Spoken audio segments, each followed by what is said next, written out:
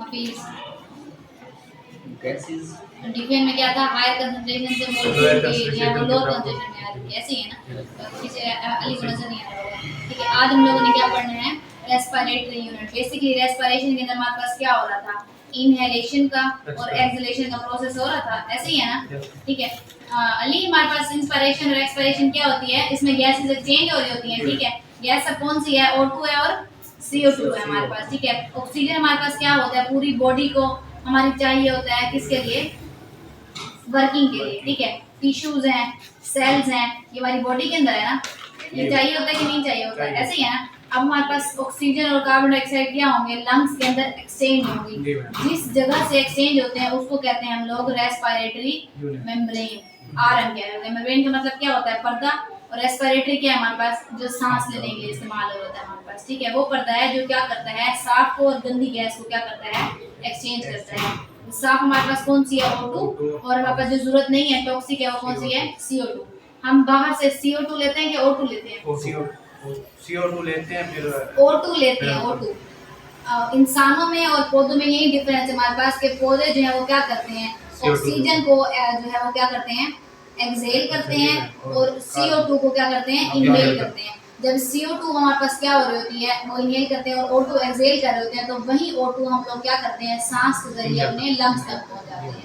ठीक है, ये हमारे पास क्या है, सिस्टम का हिस्सा है। जब लेके जाते हैं तो CO2 भी तो आ जाती है वहाँ पे लंग, फिर O2 CO2 हमारे लंग्स से बाहर आती है, जो टॉक्सिक है ना हमारे पास, तो जो O2 है वो क्या होती है, अंदर से आती है। इस पूरे प्रोसेस में क्या होता है, एक जा रही है और एक आ रही है हमारे पास। ठीक है, इस तरह की चेंज चल रही है। ठीक है, अब हमारे पास क्या होगा, CO2 बाहर निकल गई, O2 आ गई अंदर, किसके थ्रू होगी, हमारे पास एक मेम्ब्रेन है जिसको क्या कहते हैं, रेस्पिरेटरी मेम्ब्रेन। अब आपने एक बात पढ़ी हो, एक होता है हमारे चैप्टर्स के अंदर यूनिट, और एक होते हैं चैप्टर होते हैं बुक के अंदर, सॉरी। ठीक है, एक बुक है, अभी किताब हमारे पास, इसका एक यूनिट है, फिर यूनिट के फर्दर हमारे पास चैप्टर होते हैं। जैसे कार्डिक है, हमने पढ़ा है। ठीक है, CVS पढ़ा, उसके अंदर आगे ECG भी था, ब्लड प्रेशर भी था, पल्स भी था, ये थी ना, ये इसके फर्दर यूनिट थे ना। हमारे पास टॉपिक क्या है, रेस्पिरेटरी यूनिट। रेस्पिरेटरी क्या है, सांस के गैसेस के एक्सचेंज को हम लोग कह रहे हैं। अब इसके अंदर फर्दर जो काम हो रहे हैं रेस्पिरेशन के अंदर, वो कौन किसके थ्रू होते हैं, यूनिट के थ्रू होते हैं। अब रेस्पिरेटरी यूनिट के नाम मुझे बताते रहे जरा। A4, आप इसका नाम लिखेंगे A4 के नाम से, 4 A है इसके अंदर। पहला कौन सा है, एल्वोलाई। सेकंड कौन सा है, एल्वुलर डक्ट्स है। फिर क्या है हमारे पास, फिर क्या हमारे पास एट्रिया, उसके बाद एल्वुलर सैक्स कहते हैं। ठीक है, अब हमारे पास यहाँ देखिए, मैं बताती हूँ, हमने ना एक याद करो लंग्स बनाया था ऐसे, ये क्या है, ट्रेकिया है ना। ठीक है, ये हमारे पास क्या है, दो समझे लंग्स है। अब ट्रेकिया, एक ट्रेकिया था और एक ईसोफेगस था। विंड पाइप किसको कह रहे थे हम लोग, ट्रेकिया को। ठीक है, ट्रेकिया ने क्या करना था, सांस की बाली के बांधी ना, अंदर सांस लेके आना जाना किसके थ्रू था, विंड पाइप की, यानी कि ट्रेकिया के थ्रू। अब ट्रेकिया में क्या था, ये दो में डिवाइड हो रही है, तो ये डिवाइड हो रही है हमारे पास, ये क्या होगी, ब्रोंकियोल्स, सॉरी ब्रोंकाई है हमारे पास। फिर हमारे पास क्या होंगी, छोटी की डिवाइड होगी, क्या होगी, ब्रोंकियोल्स। ब्रोंकियोल्स के बाद हमारे पास क्या होगा, alveolar, alveoli.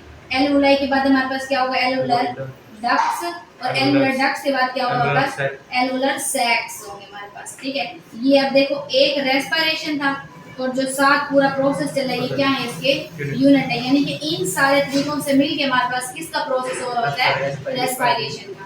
Clear, respiratory unit clear हमारे पास। अब इसका नमूनी क्या बनाया हम लोगों ने, A4 का। ठीक है, इनके 4 A है ना, एल्वुलाई है, एल्वुलर डक्ट है, एट्रिया है, उसके बाद हमारे पास एल्वुलर सैक्स आ जाते हैं। तो नेक्स्ट हमारे पास आ जाता है डिफ्यूजन कैसे होती है। लेयर्स हमारे पास हैं, लेयर्स क्या है किसकी, रेस्पिरेटरी मेम्ब्रेन की। अब एक मेम्ब्रेन है, मोटी झिल्ली है हमारे पास। ठीक है, अब उसमें क्या है हमारे पास, फर्दर लेयर है, समझो। ये हमारे पास क्या है, ये क्या है हमारे पास, एक मेम्ब्रेन है, कौन सी, रेस्पिरेटरी मेम्ब्रेन। फिर इसका हमने ना एक नमूनिक बनाया है, FABA पता है ना, FSC BSc ये। अब हमारे पास है ना 4-5 नाम है, एक है FAEICC। अब इसके नाम देखिए जरा अपनी किताब के ऊपर, आपको जहाँ पर दिया हुआ है जो है F है पहला, फिर A है पहला लफ्ज का नाम। ठीक है, उसके बाद हमारे पास क्या है, E है, उसके बाद I है, फिर C एंड C है। अब देखिए सबसे पहला F हमारे पास है, इसका मतलब क्या है, फ्लूइड या फिर सरफेक्टेंट। यानी कि जो रेस्पिरेटरी मेम्ब्रेन है उसकी आउटर लेयर को हमने किसका नाम दिया है, फ्लूइड का। जो सबसे ऊपर पड़ा हुआ है जहाँ पर गैसेस ना के अटैच होना, बाइंड होना, तैरेंगे वहाँ पर, वो क्या होगा, आउटर लेयर है, सरफेस है, उसको क्या कहा है, फ्लूइड या Fluid, सरफेक्टेंट। ठीक है, फिर फर्दर नीचे उसने किसकी बात की है हमारे पास, ए से एल्वुलाई की बात की है। ठीक है, फिर थर्ड हमारे पास कौन सी लेयर आती है, एपिथेलियल बेसमेंट। बेसमेंट क्या चीज होती है, वो चीज जो तह में या तहखाने के अंदर होती है, जिसे हम लोग कहते हैं काल कोठरी टाइप के आए तो तहखाना, उसको क्या कहते हैं, बेसमेंट, जो अंडरग्राउंड चीज होती है। ठीक है, भले हमारे पास एक होती है एपिथेलियल लेयर, एक होती है एंडोथेलियल लेयर होती है। एपिथेलियल आउटर होती है और एंडोथेलियल इनर लेयर होती है। ठीक है, लेकिन यहाँ पर हमारे पास एपिथेलियल कहाँ पड़ी है, थर्ड पे आ रही है, यानी कि दब रही है, नीचे एम्बीड हो रही है, तो क्या होगा, बेसमेंट, एपिथेलियल बेसमेंट लेयर। फिर फोर्थ वन हमारे पास कौन सी है, इंटरस्टिशियल स्पेस। इंटरस्टिशियल किसको कह रहे होते हैं, वो चीज जिसके इर्द गिर्द फ्लूइड होता है हमारे पास, जो फ्लूइड से बनी होती है। और स्पेस किसको कह रहे होते हैं, खला को। अब बेसमेंट, एपिथेलियल बेसमेंट के दरमियान में और जो नेक्स्ट लेयर होगी उसके जो बीच में दरमियान में बस खला होती है, उसे क्या कहते हैं, इंटरस्टिशियल स्पेस कहते हैं। फिर फर्दर हमारे पास दो सी है। सबसे पहले हमारे पास कौन सा है, कैपिलरी बेसमेंट मेम्ब्रेन। ठीक है, फिर नेक्स्ट हमारे पास कौन सा है, कैपिलरी एंडोथेलियल। अब सबसे एंड वाली आ गई एंडोथेलियल हमारे पास, एपिथेलियल भी आ गई। ये सारी हमारे पास किसकी है, फर्दर ब्रांचेस हैं, रेस्पिरेटरी मेम्ब्रेन, एक मोटी मेम्ब्रेन है, फर्दर उसके हमारे पास क्या है, लेयर्स हैं। ठीक है, सब लेयर्स है हमारे पास। फिर अगला हमारे पास है टॉपिक डिफ्यूजन ऑफ O2 है और डिफ्यूजन ऑफ CO2 है। जो हमने आज के टॉपिक में पढ़े हैं वो क्या है, डिफ्यूजन ऑफ O2 ऑक्सीजन। हमने कल बात की थी ना कि मॉलिक्यूल हायर कंसंट्रेशन से लोअर कंसंट्रेशन की तरफ जाते हैं। ठीक है, अब डिफ्यूजन हमारे पास हो रही है किसकी, ऑक्सीजन की, यानी कि ऑक्सीजन जो आपने इन्वायरमेंट से लिया है उसने उसको अपने कहाँ तक पहुंचाना है, अपने ब्लड सेल्स तक पहुंचाना है। ठीक है, ताकि वो क्या करें, अपना फंक्शन करें। ठीक है, अब हमारे पास सबसे पहले इसके तक तीन मेथड है, तीन तरीके हैं जिसके थ्रू हम क्या कर सकते हैं, ऑक्सीजन को सेल्स तक पहुंचा सकते हैं। सबसे पहले मेथड का नाम बताएंगे ना, डिफ्यूजन थ्रू, किसके थ्रू हो रही है डिफ्यूजन, एल्वुलाई से पल्मोनरी ब्लड तक। ठीक है, अब सबसे पहले हमारे पास ऑक्सीजन आई, ऑक्सीजन ने कहाँ पर बाइंड किया, एल्वुलाई तक। एल्वुलाई का पार्शियल प्रेशर कितना होगा हमारे पास, partial pressure of oxygen at alveoli कितना होगा, 104। और ब्लड का कितना होगा, पल्मोनरी ब्लड का पार्शियल प्रेशर ऑफ ऑक्सीजन 40। ठीक है, और इसका यूनिट क्या होगा, mm ऑफ Hg। अब हमने क्या करना है, सिंपल इसको कैलकुलेट करने के लिए, ऐसा तो नहीं है ना कि जितनी आपको अमाउंट दी गई है उतनी की उतनी अमाउंट आप इन्वेस्ट करेंगे और उसका आपको ठीक है, उसका आपको आउटपुट मिलेगा, ऐसे ही है ना। हमारे पास क्या होता है, रास्ते में हर्डल्स आते हैं, करते करते करते करते कम हो जाता है ना। जैसे हम लोगों ने वेंट्रिकल में बात पढ़ी थी कि 5% रिमेनिंग जो ब्लड होता है वो एंड डायस्टोलिक प्रेशर रह जाता है वेंट्रिकल के बैकअप के लिए, ताकि बैकअप पे कोई चीज पड़ेगी तो वो काम कर ले। ठीक है, इसी तरह से हमारे पास क्या होगा, पूरी अमाउंट कभी भी लंग्स तक या आपके अगले सिस्टम तक नहीं पहुंचेगी, आगे इसमें कैपिटल में जाना है तो वहां तक नहीं पहुंचेगी। आपने सिंपल क्या कर देना है, 104 से माइनस कर देना, कितना 40, कितना बचता है हमारे पास 64 mm ऑफ Hg। एक मेथड क्लियर, हमने क्या किया, एल्वुलाई से ऑक्सीजन को पहुंचा दिया पल्मोनरी ब्लड तक। नेक्स्ट मेथड आगे बताओ, डिफ्यूजन कहां से कहां हो रही है, कैपिलरी से कहां हो रही है, इंटरस्टिशियल स्पेस तक।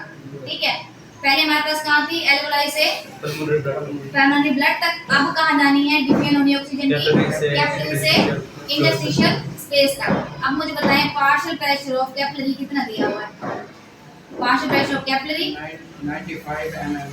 95, और इसका कितना दिया हुआ है हमारे पास, 40 इंटरस्टिशियल स्पेस का 40 mm ऑफ Hg। सिंपल हम लोगों ने वही मेथड रिपीट करेंगे कि 95 से आपने 40 माइनस कर देना है ऑफ Hg, कितना बनेगा ताकि आपके पास कितना बनता है, 55 35, ये क्या बनेगा, mm ऑफ Hg किसका है, ये partial pressure of capillary to interstitial space. ठीक है, अब हमारे पास थर्ड मेथड क्या है, प्लीज, डिफ्यूजन किसके थ्रू हो रही है, इंटरस्टिशियल स्पेस से डायरेक्ट किस में जाएगा, सेल्स के अंदर, जो हमारी क्या थी, नीड है, जहाँ पर हमारे पास टारगेट था, हमारा रूट जहाँ पर खत्म हो रहा, डेस्टिनेशन हमारी थी क्या थी, सेल थी। अब पार्शियल प्रेशर ऑफ इंटरस्टिशियल कितना हमारे पास है पीछे, 40, और सेल्स का कितना होगा 23। ठीक है, इन तीन दोनों को माइनस करें, 40 माइनस 20, तो कितना बचता है हमारे पास, कितना बचता है। ठीक है, ये क्या बनेगा, mm ऑफ Hg में इसका यूनिट आ जाएगा, ये ना 3 मेथड है कैलकुलेट करने के लिए कि ऑक्सीजन कितने परसेंट जो है वो डिफ्यूज हो रहा है। 17 बचता है तो पीछे 17 बचता है पीछे 27 नहीं बचता, क्योंकि जो रेस्पिरेटरी रेट है हमारे पास नॉर्मल आरआर रेट जो होता है हमारे पास वो कितना होता है 12 to 20 ब्रीथ पर मिनट हमारे पास है, ठीक है। अगर हमारे पास 12 से लेके 20 के दरमियान में आपका रेस्पिरेटरी रेट आता है इसका मतलब क्या होगा नॉर्मल है। लेकिन अगर ये हमारे पास होगा कि 12 से नीचे है, बॉर्डर लाइन के बिलो है, तो क्या होगा रेस्पिरेटरी डिस्ट्रेस की तरफ जाएगा, सांस की दुश्वारी जिसे कहते हैं। और अगर अबव होगा तब भी क्या होगा डिफिकल्टी इन ब्रीदिंग हो जाएगा हमारे पास, ठीक है। अब हमारे पास कितना बचा एंड पे सर तक कितना पहुंचा 17। अब 12 से 20 में 17 लाई कर रहा है, ऐसे ही है ना। अन्य केस ये नॉर्मल होगा क्या एब्नॉर्मल है? 12 से 20 के दरमियान हमारे पास 17 आ रहा है। 17 नॉर्मल है या एब्नॉर्मल है? नॉर्मल है ना। आर नॉर्मल कितना है हमारे पास 12 to 20 और हमारे पास सर तक कितना पहुंचा 100 में से 17 पहुंचा, तो ये क्या होगा नॉर्मल होगा। अब देखो 100% में से कितना पहुंचा हमारे पास 17। 1 ब्रीथ पर मिनट, 1 मिनट के अंदर जितनी दफा हमने सांस लिया है उसका हमारे पास 17% कहाँ पहुंचा है हमारे सेल्स तक। अब सेल्स को क्या करेंगे इस्तेमाल करेंगे।